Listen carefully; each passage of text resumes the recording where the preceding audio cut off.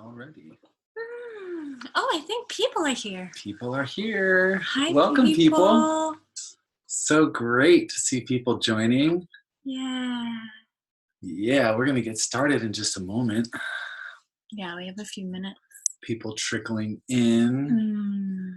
We're just here taking a few breaths, sipping a little tea, feeling nervous and excited, curious. Yeah.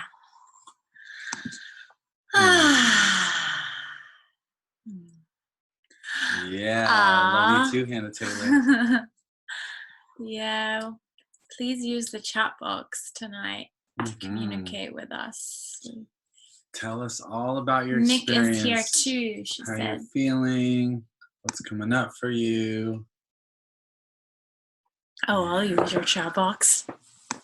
Aloha, Rosanna.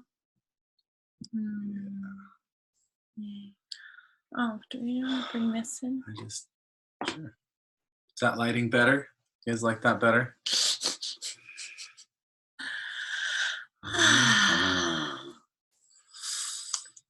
Well. Jamie. Welcome, Jamie and Creed. Yay. We are indulging in reading some of these out loud as we wait to get started. We may be a little less sort of interactive with the chats as we get into the content. We'll do our best to respond to some of the questions or weave them into what we are sharing tonight.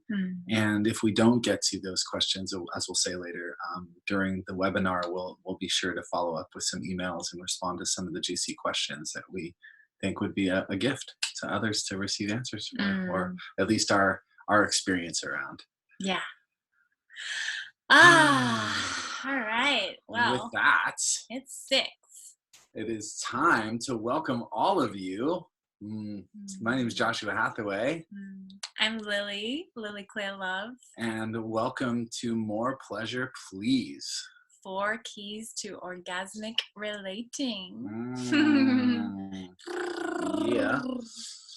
And as people still trickle on, I just want to invite you all to share in the chat, on a scale of 1 to 10, how much pleasure are you channeling in your life currently?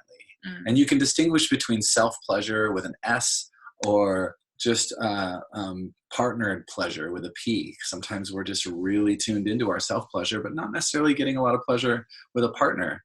And this is not necessarily sexual, but just on a scale of 1 to 10. How much pleasure are you experiencing in your life right now? Yeah, 10 being amazing, so much pleasure, and 1 like you need a lot more pleasure. Yay. 6. Yay. And we will hopefully, wherever you're starting tonight, we 4. are gonna grow that capacity. And that's our promise to you tonight, is wherever you're starting out, you are going to grow in your capacity for pleasure and orgasmic relating. Beautiful. And self-pleasure 7.5, a 6. Self-pleasure is a 6. Yeah. Gorgeous. So welcome. And I just want to say that, this webinar is for you if you're here.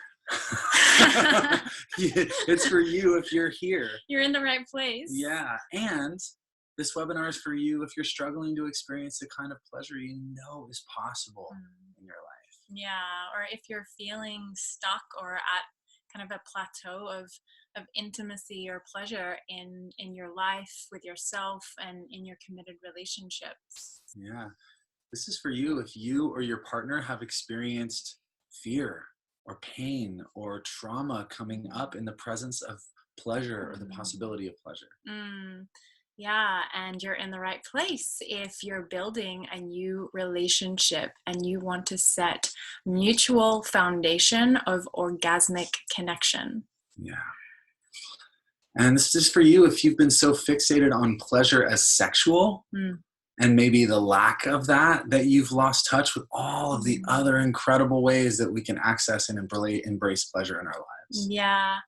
Or if you're feeling lonely or carry shame about your challenges giving or receiving pleasure in the past or currently. If you're wanting to cultivate the kind of confidence that is magnetic. When you are so connected to your pleasure and so connected to your capacity to give and receive, and you want to embody that level of confidence and magnetism. Yes. This is for you. And this is for you, and also just wanting you to really know that you're not alone. Please know that. You're not alone. So many people struggle with these challenges. We don't go around talking to the teller at the market about our challenges around pleasure and pain and trauma and fear. And so here we are talking about it, because this is the conversation we need to have in order to start to cultivate the kind of orgasmic relationships we want, to build the kind of pleasure in our lives that we know is possible. Yeah. And before we get started, I just want to set a little bit of a container, some agreements here. The first agreement is an agreement of staying present here with us. Yeah. This journey is going to take us through some exciting, curious, and uncomfortable things. And I want to invite you to hold the intention to stay present, to breathe through whatever comes up for you, and to bring your attention back. The attention can wander when we start to lose touch with our self-connection. And so the first agreement is to stay present and in our bodies during this journey. The second agreement I want to make with you is that your journey of pleasure and orgasmic relationship doesn't end with the end of this webinar. That you take some notes and really start to ask yourself, what are some of the actions that I can take in my life to integrate and bring this into my life? Right? Yeah. And just invite you into self-responsibility for anything that comes up for you during this class together, this experience, this container. This is a safe space. We are setting agreements right now, which we'll be talking about later as well, like creating a container, creating a safe space for all that needs to arise, to be seen, to be felt, to be loved, to be heard, to be acknowledged. And so just really claiming self-responsibility around any of those pieces and owning them and doing your best to love them. And to complete this container setting here, we just have this, as Lily said, we have this intention tonight to explore the meaning and possibility of orgasmic relating and pleasure, to take radical responsibility for our own choices and experiences, and to really investigate ourselves and expand in the direction of more capacity to embrace whatever shows up in this space. So thank you so much for holding this intention with us as you witness, sharing your comments as you do, and for being on this journey with us. Yeah. So we are going to kind of dive in a little deeper to our own bodies, our own sensations, with a little kind of pleasure, presence, meditation, to just really land here together in this container. So I invite you, if you feel comfortable, to close your eyes. And just starting to notice the sensations in your body. Can you feel your feet on the earth? Can you feel your belly soften, or make a conscious choice to allow your belly to soften? You don't need to hold anything. Tuning in and noticing your breath. Does your breath feel kind of tight and high in your chest? And can you make a conscious choice to just let it drop deeper? And just feeling up your spine, vertebrae by vertebrae, all the way up into the back of your neck, all the way to the top of your crown, as if there's a beautiful crown sitting on your head. Tuning into your queenship or your kingship. Claiming your birthright to be here now, to fully embody all of you. We're going to just start to take some deeper breaths together, in through the nose and out through the mouth. So we're going to inhale, exhale, opening the mouth, inhale, Exhale. You can let out a sigh. Inhaling.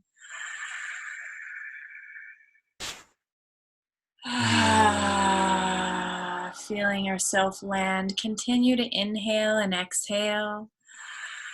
Feeling the expansion from your belly and your lungs and your rib cage.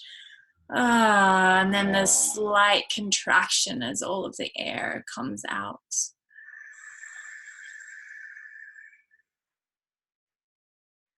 I'm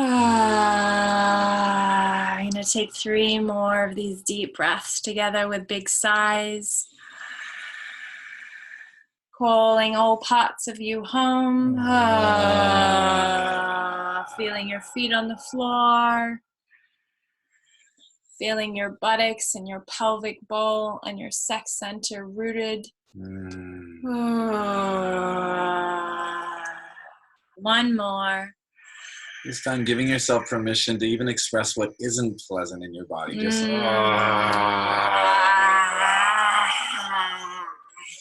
yeah, I'm just giving a shake.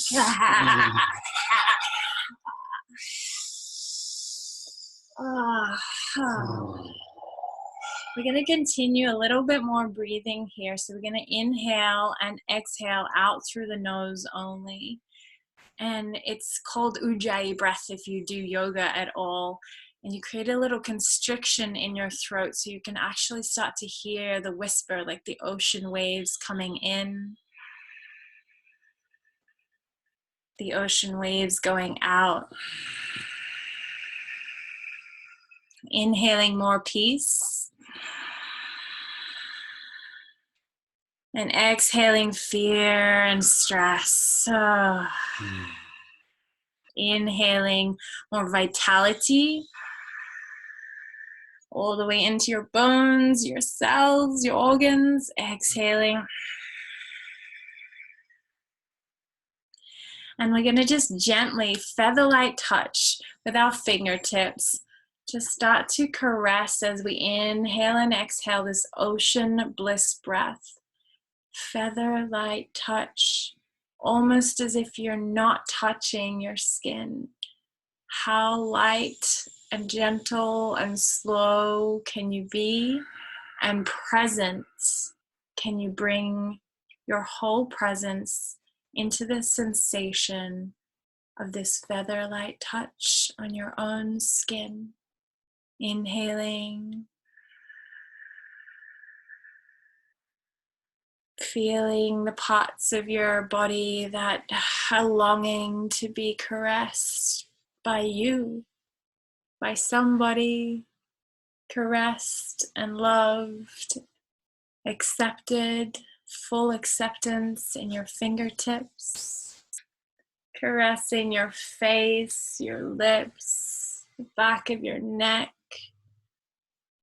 And as you caress, breathing in and out, giving yourself permission to feel. Maybe you feel awkward. Maybe you feel delicious. Give yourself full permission for whatever you feel. You can sweep your heart open, sighing. And now we're just going to gently rock or circle the hips, whatever feels good to you. Just letting your hips start to move in the seat beneath you. Letting out some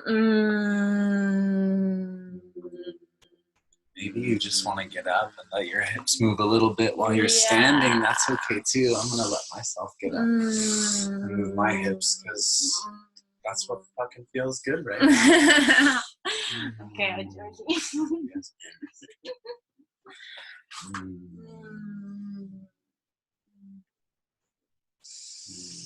Breathing, moving, sounding, and giving permission for all the feels. Giving yourself permission to touch your own beautiful body exactly the way and in exactly the places that feels good to you right now, that are desiring your touch, that are giving you the greatest pleasure in this moment. Mm. Yeah, and just tuning into the innocence, the erotic innocence of pleasure and your body and your sensation, a primal innocence. Maybe just landing with a hand on your heart, a hand on your lower belly or your sex center, your womb area. Just grounding, rooting this pleasure, this birthright deep into your cells, into your DNA. And opening your eyes, coming back into this space. We'd love to hear anything that came up for you if you want to share. Just a word or two.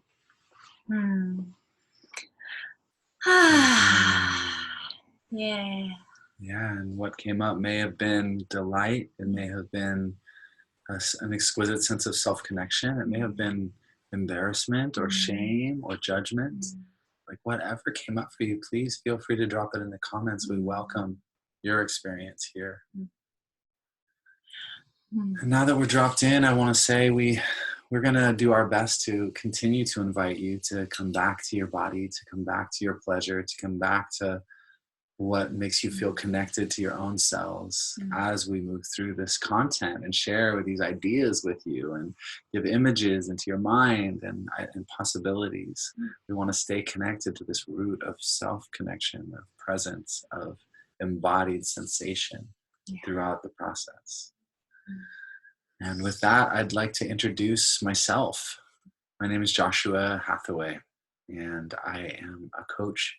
I'm a leader of men. I am a Kung Fu practitioner, martial artist. I am a teacher of no bullshit communication. And I am somebody who's committed to co-creating an exquisitely beautiful, equitable, and sustainable world, one conversation at a time, through cultivating radical collaboration and emergence between the masculine and feminine within myself and between us. Beautiful. Yeah, so I'm Lily Claire Love, and I'm a women's coach, and it really started with and kind of always returns back to the center of self-connection, of self-love, truly holding oneself in intimacy and in compassion and in sovereignty.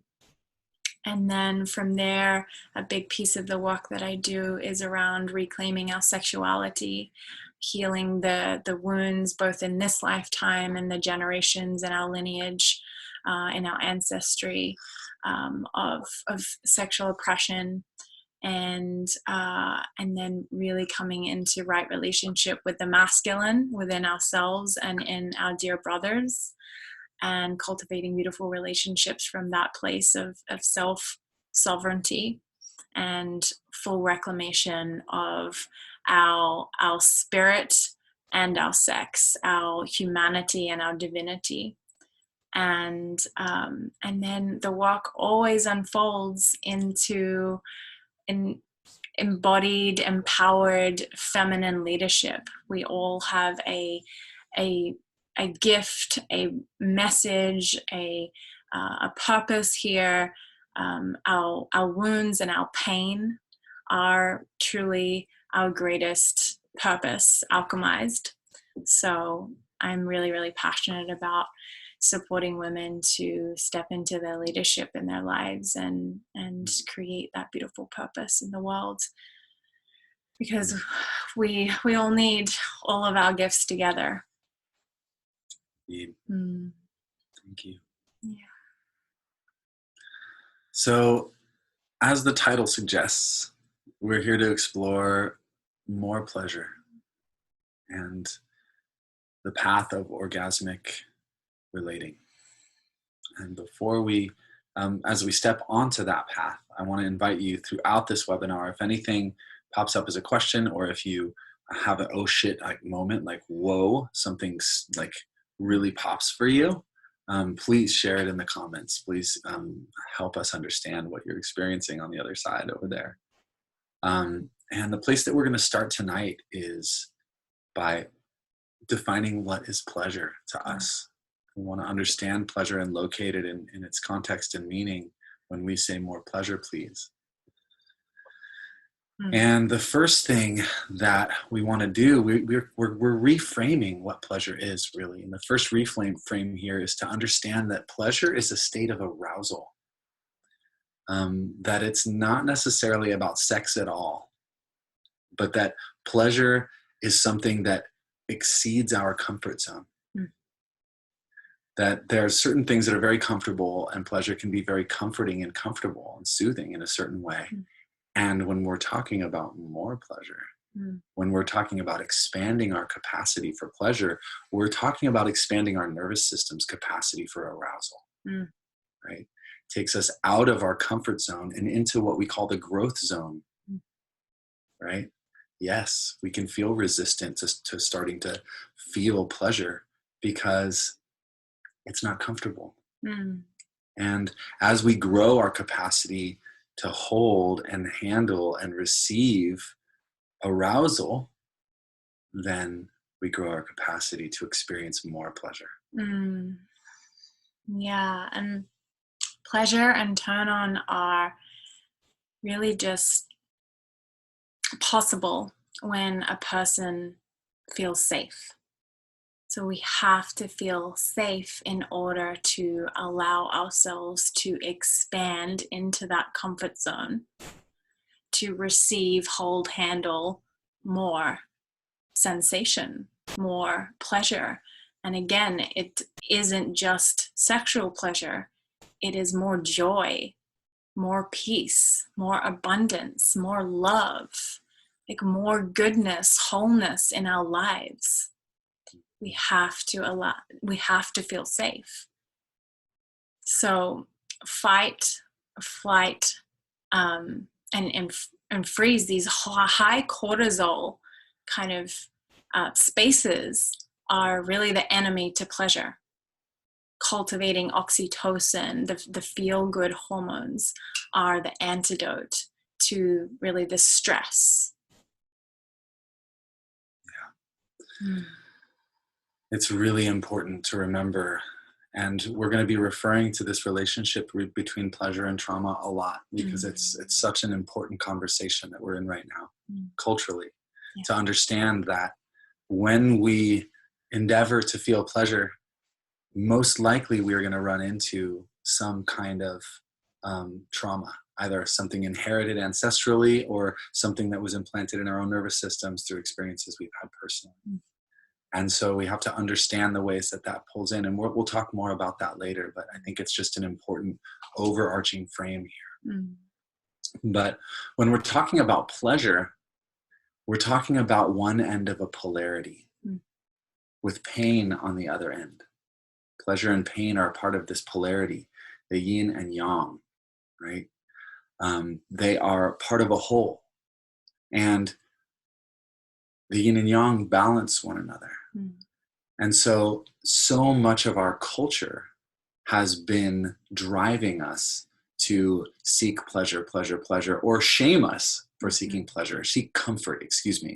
Our culture drives us to seek comfort, which is this kind of gray middle ground between pleasure and pain. It's not very pleasurable, and it's not really very painful either. But what we have to understand is that when we numb ourselves from pain, when we avoid pain, then we numb ourselves from our pleasure as well. And so we have to understand that feeling and embracing our experience of pleasure includes feeling and embracing our experience of pain consciously. Not creating more pain, but acknowledging the pain that is present, right? The Chinese have an old saying called "eat bitter, taste sweet." And most of my polarity training comes truly from my Gong Fu, from my martial arts training, embodying these principles in my body.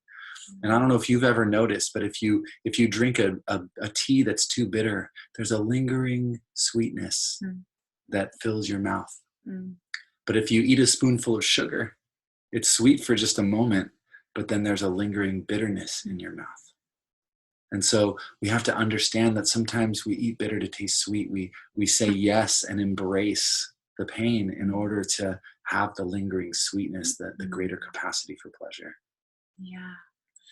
Yeah. It's turning down. We can't just turn the dial down on one feeling that we don't want to feel, right? If we don't want to feel the anger or the grief, we're in a culture that is so training us out of feeling in general, but out of feeling our grief and all of the other unacceptable kind of emotions, fear, resentment, all of that. If we turn the dial down on that, we're also turning the dial down on our pleasure, on our joy, on our ability to truly be in intimacy with ourselves and with others and with life.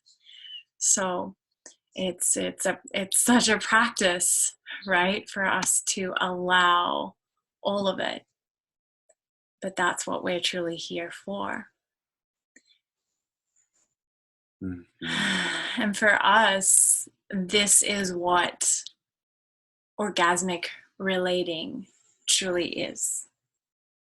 The ability to relate blissfully, holding the space for all of it to arise and to be.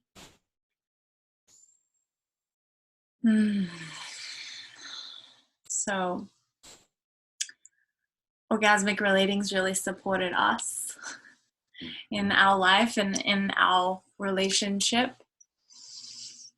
And yeah, it's this practice of the whole that embraces the polarities of pleasure and pain, as well as the inclusive polarity of feeling and expression, or witnessing, listening, space holding. In Tantra, it's Shiva and Shakti, the polarity of the masculine and the feminine coming together as a whole and realizing they're not actually at war with each other. The parts of ourselves inside of ourselves and with each other, we're not actually at war. We're actually in a dance. We're actually making love endlessly, infinitely together. And that pleasure and that pain, the love and the loss go together. And if we can learn to expand and create that capacity to hold it, then we're truly empowered. We're truly alive. Mm-hmm. Yeah, when we learn to open and relax in the presence of that part of us that wants to contract away, right? Because just like within our bodies, we can honor and make space for sensations to arise in here, right? Or we can check out. We can either, sensation arises, we check out, we get distracted, we get on our phone, we have a beer, we do some drugs, right? 1,000 ways to check out. Or we just get completely sucked into it. Oh my God, I'm hurting. I'm in so much pain. How horrible. Poor me. I'm lost. This sucks. What did I do wrong? We totally contract into it, right? And then there's the middle ground of making space for it, of feeling it and expressing it, of allowing it to be there, right? So just as we can sensitize ourselves within our own bodies to allow these nerve endings to send delicious signals throughout our body, right, to our consciousness. So in our orgasmic relationship with someone else, we can allow feedback. We can allow sharing and listening to become the nervous system of our relationship. And we can enliven and sensitize that nervous system, not so that it's constantly raw and jarred, but not so that it's numb either. So we're cultivating this balance of really opening to one another and allowing feedback. This is the essence of orgasmic relating. Yeah. Just what you didn't want to hear. More pain equals more capacity for pain equals more capacity for pleasure. And please know that we are not encouraging you to be in the presence of somebody with harm. Please understand that you deserve respect and care, deep consideration and honoring. And if somebody in your life is incapable of doing that, then please do not stay in their proximity. Get safe and take care of yourself. And there is just the pain that has been there all along. There's the pain that shows up in the present moment.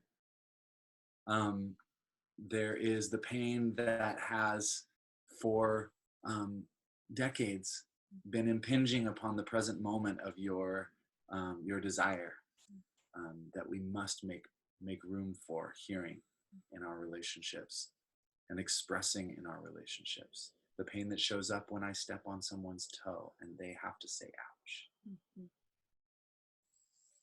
Yeah, we had an experience. I mean, we had plenty of those experiences. But just the other night, we had an experience of wanting to get to the pleasure, right? Wanting to make love, wanting to be in just like connection and bliss and playfulness. But there was this, disconnection. There was stuff that needed to be attended to, needed to be said, needed to be felt, needed to be witnessed, so that we could fully come into that connection and that love making and that safety, that safety to truly allow the pleasure in. And so I'm not really remembering exactly what happened, but we had to go through that to get there. And it was also not about going through the painful parts, the disconnection, the crunchy parts, just so that we could get to the pleasure, but actually acknowledging that this right here, this crunchiness, this stuff that wants to be seen and heard and felt, is our orgasmic relating, is our intimacy. It is the honoring of what's truly alive in this moment. Yeah. And as you brought it, you were like, I would much rather be in juicy connection right now, right? Nobody is excited about sort of bringing up the shit, right? But she was honest with herself. And then she was honest with me. She could have forced herself. She could have played the role. She could have done the thing that she knew how to do. She could have sort of started touching me or let me touch her and let the high sensation kind of take over and sort of, and grow. But she didn't. She attuned to herself. She knew that there was something that she needed to be heard and seen for and expressed. She knew that there was a level of emotional connection that she needed to feel with me. And so she risked the sexual pleasure for the orgasmic relating. And that brought shit up for me. There was a part of me that would have rather just gone to the sex. There's a part of me that could hear what she was saying as judgments of me. There's a part of me that wanted to contract, wanted to defend, wanted to run, wanted to go away. And I breathed through those parts of me. We're going to talk a little bit more about how we do that later. And just stayed with what was true here, alive now, and what was calling my attention in my beloved, in my partner. Sometimes it's what's calling attention in myself that I have to give my attention most to, but I was able to remain present for what was coming up for her. And it just so happens that was just exquisite foreplay for some delicious orgasmic sex. So how do we cultivate this in our lives? Yeah. What are these 4 key rituals and practices of orgasmic relating anyway? Yeah. And I just really want to reiterate, because this was aha for me when we were working on this content, was these are keys. They're not steps. They're not linear. They're keys. You can use them wherever you need to use them, and you're going to use them all, and you got to keep coming back to them all, but they're not linear. You just find them where they are needed to open the lock in that moment. Yeah, you gotta have your little orgasmic keychain. You're not always gonna stick the right key into the right hole. Sometimes you have to fumble with your keys a little bit, but the more you get used to wielding these keys, I promise, the more orgasmic everything gets. Yeah. And, if any of these components, any of these keys are missing from your orgasmic relating, whether that is with yourself or your friend or your lover, your partner, then your pleasure will suffer. Your pleasure will plummet. So we need all of these keys, and they are continually weaving together in orgasmic relating, just like Tantra teaches us. Mm-hmm. So the first key that we want to share with you is really about setting a container. Whatever you do, whatever you're endeavoring to do, you need a container to do it, especially if you're moving out into unfamiliar territory, right? When people, dive deep down under the ocean, they don't just freaking free dive, right? They put on scuba gear. Sometimes they have to get inside of this like tiny, very strong submarine to get down really deep under the ocean.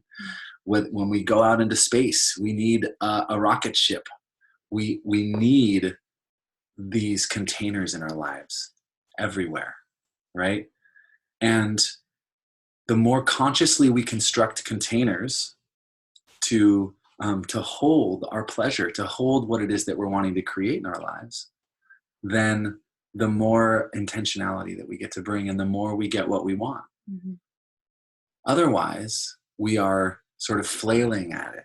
We're flailing at trying to get our needs met. We are unconsciously sort of trying to go about it. But a container always makes things more smooth, more possible. I think about it like a fire. Okay.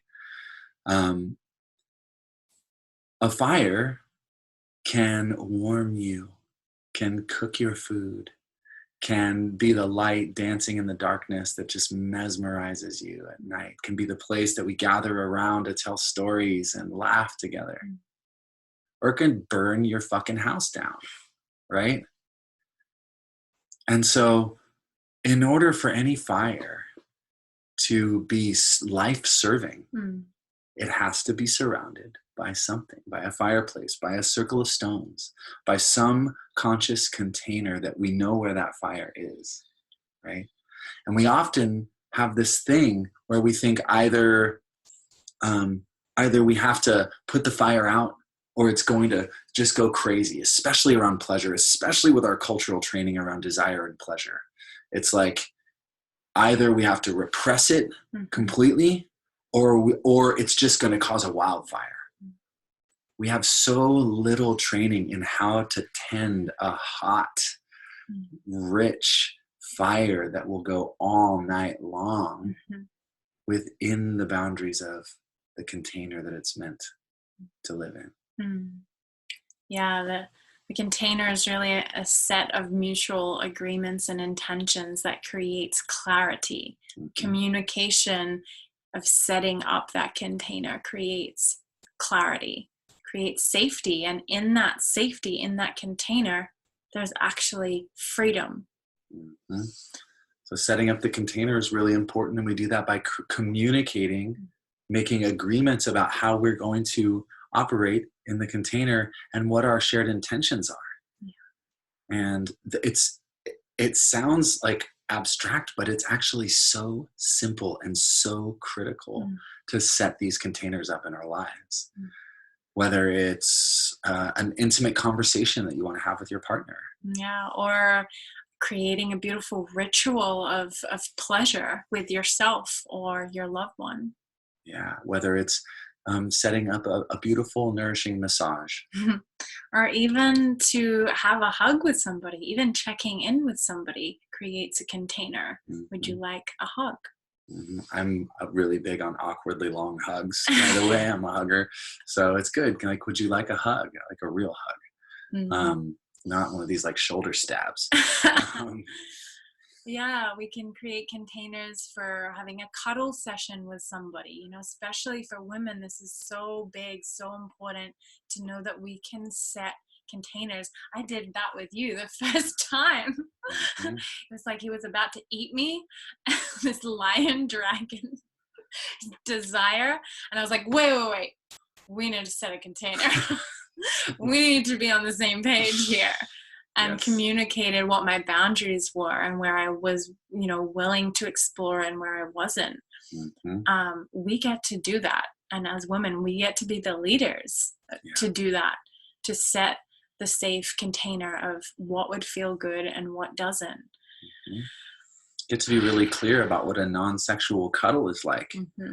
Man, so many people. I did a survey on touch in my social media community, and found that by and large, women outperforming men by about 0.25%. Most of us are around a 4 out of 10 in the level of satisfaction around touch in our lives.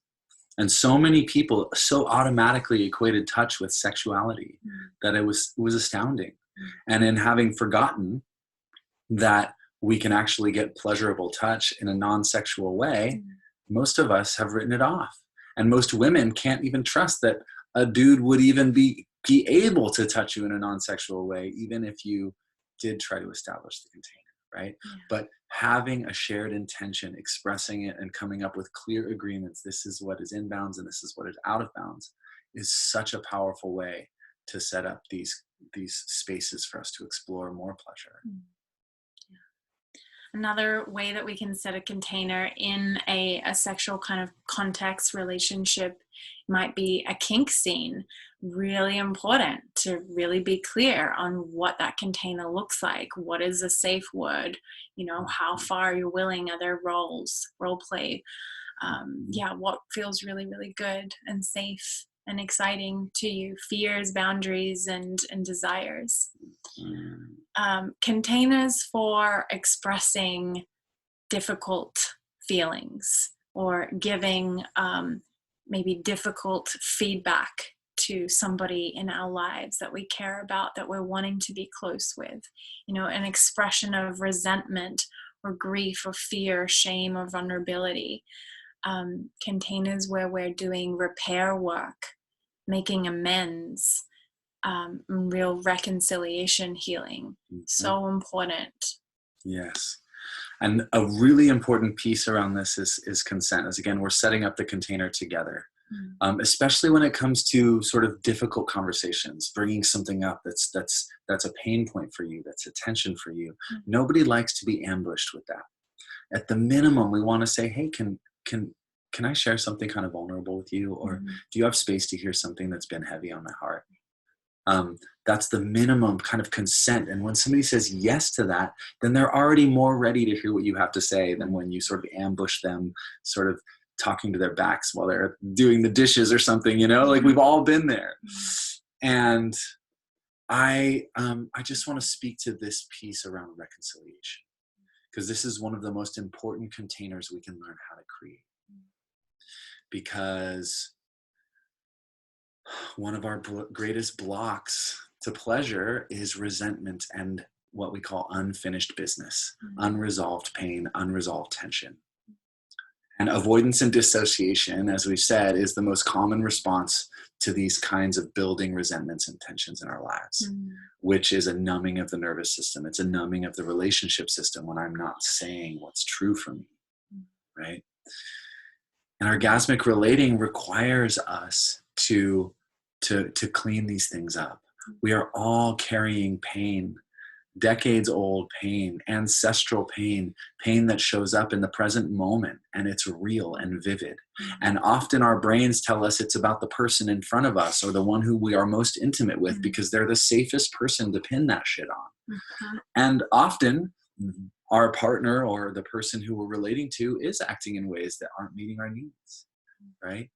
But there's a whole spectrum of pain that we carry that a truly orgasmic relationship is going to make space for again and again. because there's never a done. Maybe there is a done, but I've never seen anybody at the point of done, having healed all and cleared all. We're all human, we're all messy, and we're all doing our best to meet our needs. And what I want to say is that when we create containers consciously to bring up what is hurting, what needs resolution, then we are so investing in our pleasure. We are so preparing our relationship and our own nervous systems to soften and receive and be penetrated again as a woman, to show up and be that hardness, right? Hard and soft is another polarity, right? And in our relationship, for the most part, it's really hot when she's soft and I'm hard, right? But sometimes we eat bitter to taste sweet. Sometimes she has to be the one who's getting hard, and I soften and make space and open. And that allows for the polarity to shift and for our desires to come online in a way that it was impossible. We maybe could have gone through the motions and gotten some sensation out of the experience. But we have to be willing to risk these mere sensation in our relationships for the kind of orgasmic relating and the kind of pleasure that's possible when our nervous systems are online. And I'm just going to share a link to a webinar. It's a 90-minute webinar that I created a little while back that has a bunch of incredible tools for having these kinds of conversations, really unpacking things and processing these things within yourself and with your partner, structures and systems for getting out of our stories and out of our heads and into our bodies and into our needs and feelings. So I'm really excited to share that with you. Please feel free to click the link and open up the window and bring your attention back here. It'll also be in the follow-up email to this. Yeah, and the last thing on containers is that every container is an experiment. We don't know what's going to happen. Nope. But we set that safe space, we set that intention. And, the best intention you can really, have in any kind of container is mutual respect and honoring and connection. I'm loving seeing all of your comments coming in. So key number, are we already up to? 2. Yeah, we're up to key number 2 is be present.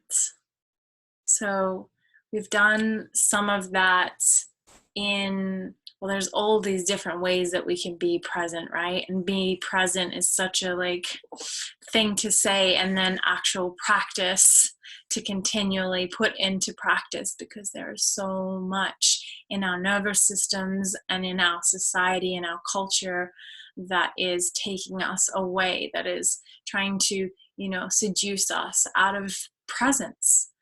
But we did some kind of conscious breathing and feeling and that meditation and movement, which is a beautiful practice to become present. So again, in the context of all of these keys, we can create a container which creates presence, and then within that container it's a continual practice of coming back into presence, syncing up the body and the mind connection within ourselves, syncing up our nervous system with our partner, and breath. Breath is such a simple, profound way that we can do this. As we breathe together, our nervous system syncs up with ourself, that mind-body connection, that spirit human connection, and with each other. And is the most profound tool for whatever spectrum of the polarity that you might be kind of inhabiting, experiencing in that moment, whether it's great, expansive, overwhelming pleasure, and you're wanting to expand your capacity to hold more pleasure. Breath breath into all of the parts of our body and our being, to allow that in. Every inhale is receiving more. Every exhale is releasing what is not serving, all of the stress and the armor and the blocks. And then on the spectrum of pain or stress or discomfort or crunchiness being worked out in relationship or with yourself and your own triggers, breath, again, so simple, so profound, to be able to breathe in to the triggers and the sensations and the stories that are coming up in your own body as your partner shares how they feel, and to truly breathe into that and call yourself into full presence with what's going on here, but also what's going on here. Because it comes back to your intention of respect and care, compassion and love. It's very much like an edging practice in both directions, right? Whether we're edging around the capacity for pleasure that we have before we sort of have to explode or release or go unconscious in whatever way, how we have to sort of, how much tension can we allow to build before we have to release it, right? And so we edge ourselves through pleasure in bringing ourselves up, stimulation, being stimulated or stimulating, and breathing, and then pausing the stimulation at the moment when we are about to sort of have to explode, right? And breathing and alchemizing that pleasure and running it through our whole body, through the breath, right? And then when we become, when the arousal settles just enough, we can start to sort of bring more stimulation and more pleasure, right? And this is how we, in a very sort of on the ground way, expand our capacity for pleasure. And it's the same for presence. It's the same for being emotionally connected to somebody who's expressing pain, right? We at any moment can just ask for a pause, breathe, alchemize the feelings that are coming up in our body consciously, and bring our system down to a state of more neutrality so that we can receive more stimulation and stay more present, right? It's an edging practice in whatever direction you might be practicing in the moment. I love that. So I want to just kind of take us in and give us a little break from the content, the words as well, and just become more present right now into our breath. So again, we're just going to come into that ujjayi breath, that ocean bliss breathing in and out through the nose. You can bring your fingers, if that supports you, to the base of your throat, the pit of your throat. Deep inhale and exhale. Just feeling whatever it is you're feeling in your body, breathing it in and out. Making space for it to exist. You are the container. Every inhale, expanding your capacity to hold, handle, and receive. Noticing if there's any tightness, tension in your body, and just breathing into that. Almost as if you could like stretch out whatever the tension is around those cells and make space. Maybe there's stories going on in your head, your mind's going, you've got judgments or fears or whatever, breathing into those and making space in your mind and your brain.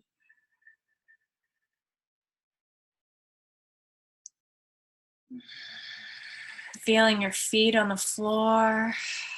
And we're just going to start to kind of microcosmic orbit this energy, feeling all the way from your feet up through your sex center, all the way through the center of your body. You're going to breathe all the way up to the back of your head, to the top of your head, and we're going to exhale down the front side of your body.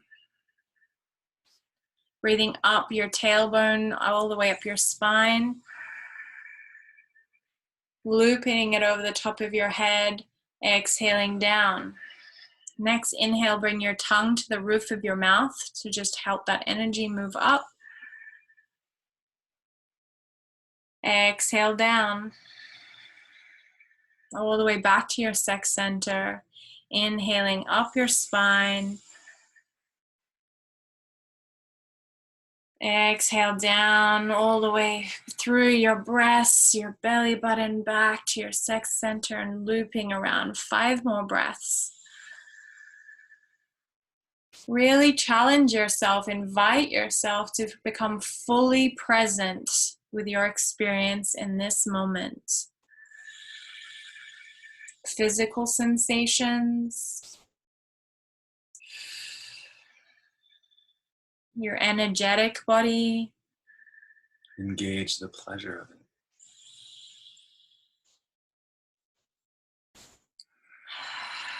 your mental body, and your emotional body. And bringing a smile to your face, just like a simple smile, an inner smile, smiling down into your heart. Smiling into any of the tension or tightness or stuck stories. Being a space, a safe container for it all. Smiling to your sex center, smiling to that place that we can use as a tool or forget completely. Permitting yourself to smile and radiate joy and appreciation to your cock, to your pussy, to whatever beautiful center of sensation lies between your legs. Just allowing yourself to sink deeper into your sex center. And whether there's feelings of shame or numbness or disconnection or turn on in this center, just breathing and smiling down into this beautiful, creative, potent place.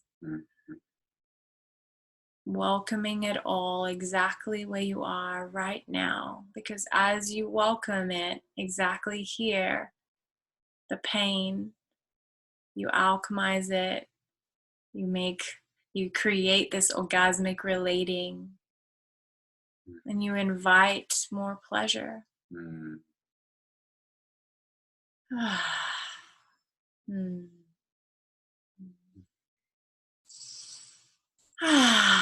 Little shake.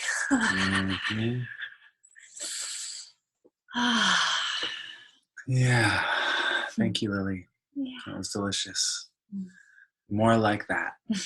And as you cultivate your microcosmic orbit practice, this practice of circulating the energy, you can start to squeeze your perineum and start to actually physically also draw the energy up through the base of your spine by squeezing the perineum on the inhale and releasing it on the exhale, contracting and releasing this muscle that's so engaged with our orgasm, so engaged with precisely how much choice and how much pleasure that we can experience around the actual climax of orgasm. And something we haven't made clear, I'm reminded of in saying that, is that orgasm is not just the money shot, okay? Orgasm is not just climax. If you haven't guessed it yet, what we're talking about when we're talking about orgasmic relating is being in capacity to embrace and soften and appreciate and almost even enjoy all of it, the pleasure and the pain, the joy and the grief, the passion and the anger, the desire and the satisfaction. All of these elements and layers, every step along the way is just a part of the orgasm, right? The waves of pleasure and pain, that is orgasm. Climax is something else, where it's like jumping off the cliff edge, the fireworks. So we cultivate presence in every wave or every phase of our orgasm. And most of us, if we started down the path of cultivating pleasure, we focus mostly on creating more presence and space in the stuff that feels good. And we're here to actually really advocate for our collective capacity to be with and understand the investment we're making when we really give our presence to what is painful. Mm. And with that, Key number 3 is stop taking shit personally. Mm-hmm. It's time to shut up and listen. So this is really about knowing your seat. Are you the listener or are you the sharer? Again, this is Shiva and Shakti. This is yin and yang. This is the polarity. In any functional conversation, in any conversation where there's a container, one person is expressing themselves and the other person is listening. And let me know if you've ever been in a conversation where both people were trying to be the one to be heard, and you're just speaking louder and louder and more intensely, hoping that the other person will hear you. And that is a recipe for pain and more pain, a recipe for plummeting pleasure, right? When at the very least, within the container that we set up, we know who is the one who is expressing and who is the one who is listening, right? The one sharing and the one listening. The one who is giving their truth and the one who is receiving that truth. Sometimes it is the one who is being pleasured and the one who is pleasuring. To really make those roles clear and know when we're transitioning and shifting roles is a level of mastery in everyday communication, and especially in our pleasure practice and in our rituals of connection and pleasure, right? So when we are in the seat of the listener, our world talks, who's taken communication classes and really only learned how to talk, right? Our culture is all about the talker and not about the listener. It's all about the yang, the masculine, and it's very little about the feminine. What is the listening or receiving, the receptive role? In order to be in the receptive role, we have to drop our agenda and listen. It can help me when I put my hand on my heart and breathe into my heart as I'm listening. It's really important for me as the listener to let go of being right about anything while I'm listening. It's not about being right. It's about understanding, right? It's about letting go of this tendency to do what I call mopping, which is managing other people's perceptions. If she is sharing her truth with me, if she's sharing her pain with me or her pleasure, it's not about me figuring out whether I've done it right or done it wrong. It's about me staying attuned to her and her expression. And it's not about me trying to make sure that she thinks I'm the guy who I want her to think I am. It's about me being present with her experience as she's expressing it. It's about letting go of having to agree with her conclusions so that I can be present with just the valid human experience she's having. I can reflect back, even as the listener, the essence of what she's sharing with me without needing to affirm or deny the truth of her allegations or stories, right? It doesn't matter what she's saying of me. She could be screaming that I have flames licking up over, out of the top of my head and daggers in my eyes, right? I can just be with, wow, you're really scared and you're really concerned right now. Yeah, you really want to be heard. And when I get stuck in her stories and I get stuck in right or wrong, that's not me. I didn't do that. And when I get stuck in taking shit personally, then the container is broken because I'm no longer listening. And she no longer gets to be in the role of just letting it out. Brother, if you want her to be a gusher, then let her gush. And don't fucking stop the flow with your defensive bullshit. Sister, if you want your man to reveal himself to you, then listen. Let him express it all. Make sure you've heard it and you've got it and you've reflected it and he knows that he's heard. Breathe through the impulse to defend, deny, or fucking disappear and come back again and again. You can pause them if you need to. You pause for a moment. I've had to do this with Lily in the intensity of her expression, to pause her, to tend to myself for just a moment in silence, and then come back to her. This is a fucking superpower.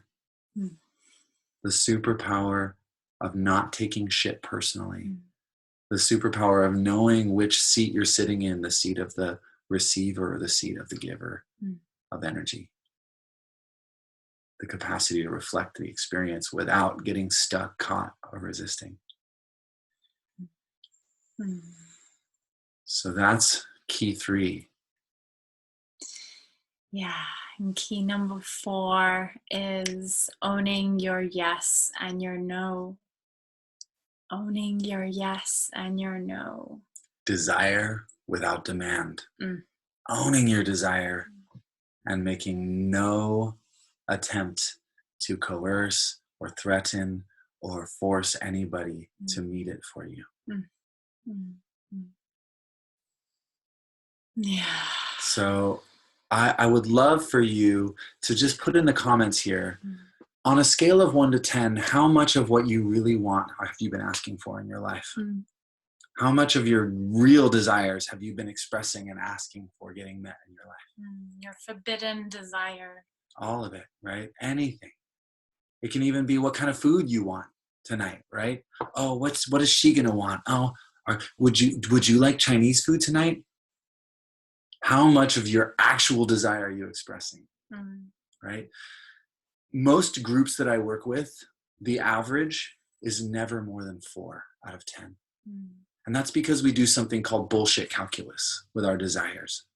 We start with a desire for something, for what we want, and then we subtract what we don't deserve before it even escapes our mouth. We subtract what we don't deserve, and then we subtract what they wouldn't give us anyway because of who they are, right? They being the other person, they being the world at large, because it's not that kind of world, right? And then we subtract what I call the douchebag factor, what I would look like an asshole for asking for, what I would look like a bitch for asking for out loud. Like, how dare somebody want that? So we subtract all these things before we ever ask for what we want. We end up with a meager portion of what we actually want that we're willing to ask for, and we wonder why we're not happy. We wonder why our needs aren't getting met. Why we have breadcrumbs. So desire without demand, owning your yes and your no, is about owning your desire, is about understanding the difference between expressing a desire, wow, I want to tear your clothes off, and strategizing some action. Hey, baby, can we go tear your clothes off? 2 different things. I want you to have full permission for your desire. I want you to express that desire. Say something that you feel desire about in your life. What's a forbidden desire? Something you haven't been expressing desire about in your life? Please drop it in the comments, because your desire for either of us just looking through the screen right now is so welcome. Right? You get to be turned on. I can celebrate your turn on. Neither of us is responsible for satisfying that desire. But you're always welcome to express it and even ask for what you want. In our world, desire has been, again, tamped down. I'm not allowed to have it. Or, because if I let myself have it, then my life is going to be a wildfire. And for so many women, the desire of men has been unsafe, has been something that they haven't felt safe around, right? And so any expression of desire can sound like a demand. Am I going to be safe? Is he going to honor my boundaries? So in this world, in orgasmic relationship, we are unleashing our desires. Yeah, I see a lot of like 2.5s, 4s, desire to be seen fully. Yeah, more peace and more love, to own that. True love. Yeah. Consistency and connection. Beautiful. Yeah, and when we say desire, again, we kind of culturally kind of just go to sex, right? But we have all these different kinds of desires. And I think we also generally think about men having more desire, even though us women, we know we've got tons of desire. And we have these ways that we kind of, unconsciously try to strategize getting our desires met, even as women, where we're familiar with the kind of like demandy energy from men around sex. When you feel those kind of like little tentacles coming at you. Hey, I just like to get to know you and be your friend. But it's not just this. And we women are walking around with all of these desires that we're not fully, making conscious and sharing. We have these desires, and obviously this is a generalization, but we have desires with demand energy, even when we're not aware of it, walking around feeling like, I just want to find my man. Like, where's my man? Where are the men? Where are the men that can meet me in this place? I want to, have kids and get married, and I need to claim that. And it's like, that energy is also a demand strategizing energy that we're putting out there. So it's really just about us getting honest with ourselves of what we truly want, giving ourselves permission to want it and claim it and own it, and then be really conscious and clear about the ways that we have been going about trying to get our desire met in ways that we're not actually so clear and conscious and owning it. Direct. Yeah.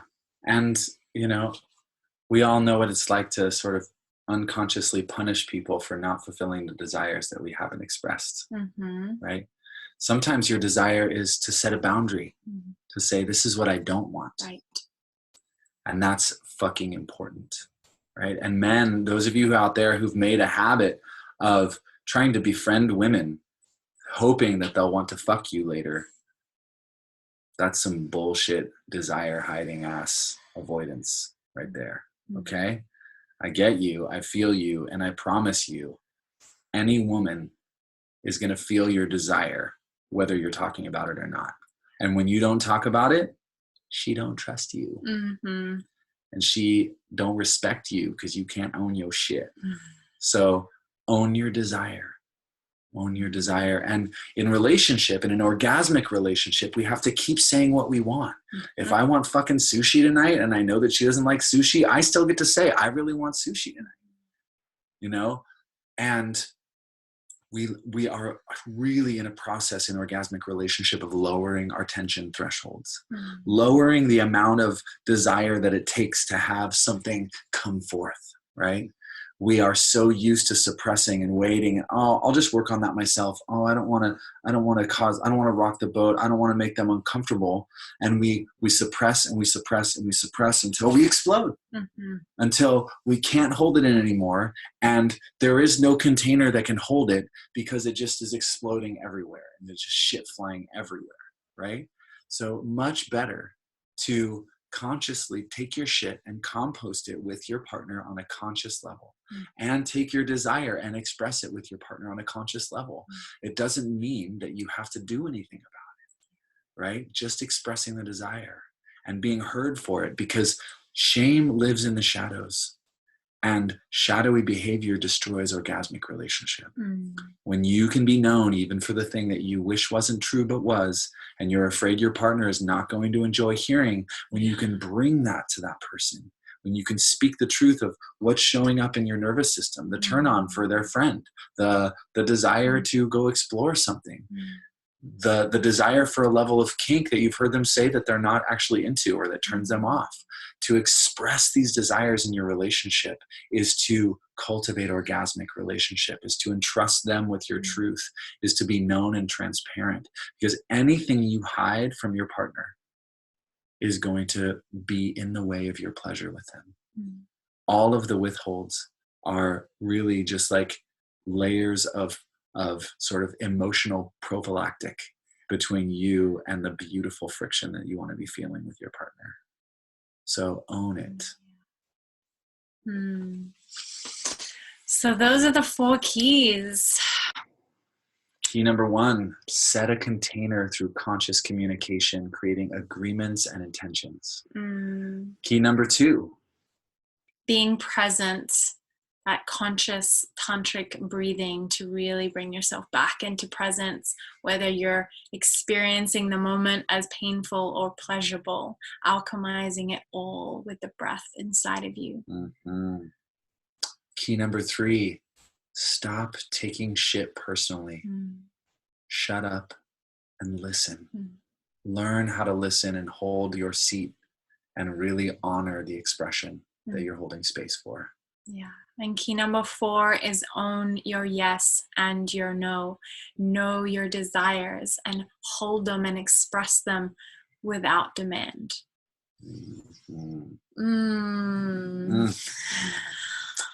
Would love to hear anybody share in the comments just what key was the most sort of like challenging for you, or what key is the most aha for you, or like duh, but I didn't hear it that way before.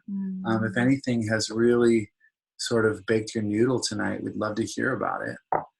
And we just want to speak a little bit to some of the benefits of this. Like, why would anybody want this kind of orgasmic relating? Why would people want to sort of make room for pain in their lives? But really, orgasmic relating it goes so deep into our nervous systems, into our relationships, into our bodies, and ultimately into our culture. We want to live in a culture that is one great big fucking orgy of orgasmic relating, of honesty, of truth, of permission for desire, of desire without demand, of deep listening and fullness of yes and no expression, and of containers that support all this to happen. But in our personal lives, it starts with greater physical health and vitality. When I'm tuned into my pleasure, when I'm saying yes to what's happening in here and bringing my attention here, I get to feel more and respond more to my own body's needs. Yeah, we actually have all of our inner resources, all of our life force energy. So we actually are in more health and wealth. We experience more joy, more peace, more pleasure, obviously, and more of a magnetic presence. We become magnet to that which we truly desire. The world corresponds to our song, our playfulness, our pleasure, our joy, our authenticity, and we get more of what we are embodying and intending in this world. We get greater intimacy and satisfaction in our relationships. We go to greater depths. We get to be known and seen and loved in ways that were never possible in that place of hiding, in that place of hiding and pulling away. We get to have parts of ourselves nourished by love from ourselves and from others that we never thought were lovable. Yeah, so much healing and so much growth that just ripples out and stretches into every area of our life. Our health, our career, our friendships, our play, our spirituality, our sex. Yes. So, and guess what? We get more pleasure. We get more of that delicious pleasure. We get to stretch further and further outside of our comfort zone into pleasure heretofore unimaginable. And we get to just have so much more of that yum juice that we all want. Yum juice. So for those of you who are ready to invest in cultivating your orgasmic relationship, orgasmically relating to yourself, orgasmically relating to the possibility of a partner, orgasmically relating to your current partner, and please, you can apply to have a call with us. We're going to drop the links to our calendars in the chat right now. Feel free to click on that link and schedule a 30-minute call with us. Let's talk about your orgasm. Let's talk about how we can cultivate more pleasure in your life.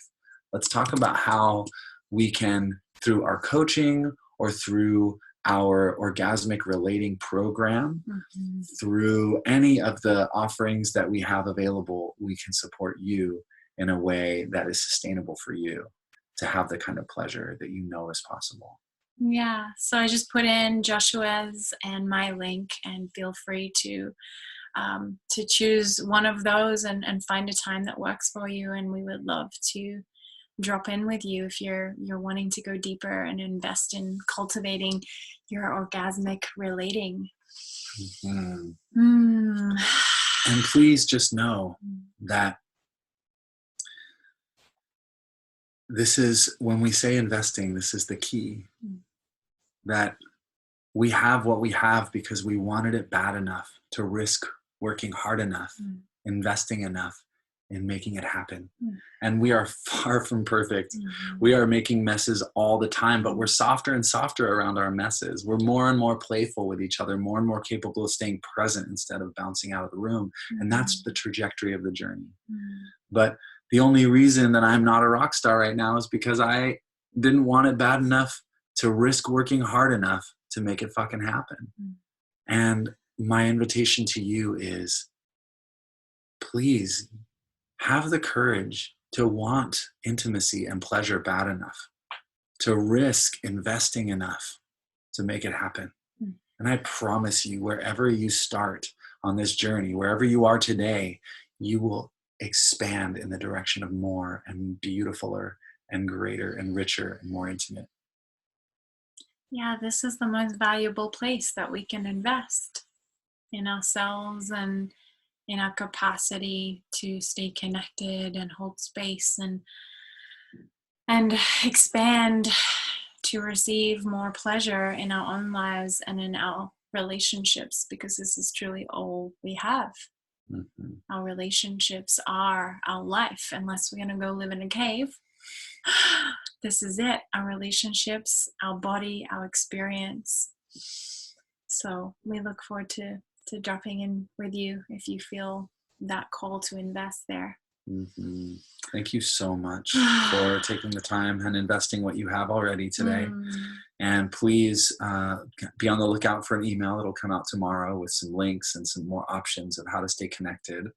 And we are so excited to hear your feedback about this. Share what came up for you, the pleasure and the pain of it, and questions that you have. And we'll do our best to follow up on this with emails supporting you guys with all of the questions that were posed here. And thank you for your commitment to more pleasure and orgasmic relating. This is the change the world needs. I'm Joshua Hathaway. And Lily Claire Love. We're signing off. Yeah, much love. Mwah. Be well. Be well.